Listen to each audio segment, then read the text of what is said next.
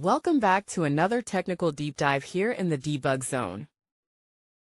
Today we're tackling a big question and breaking it down with insights from other users. Hopefully this clears up some misconceptions and helps you get the answer you need. So buckle up, stay a little curious, and let's jump right in.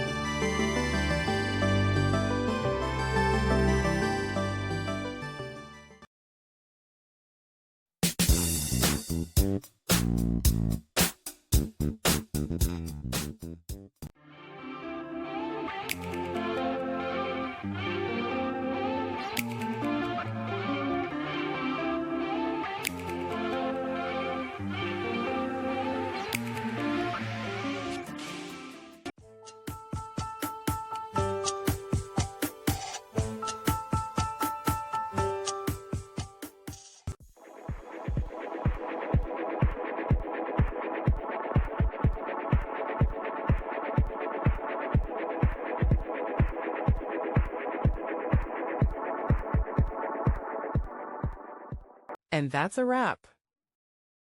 I hope you found the answer you were looking for. If you did, take a second to hit that subscribe button. It really helps out. And let me know in the comments which solution worked best for you.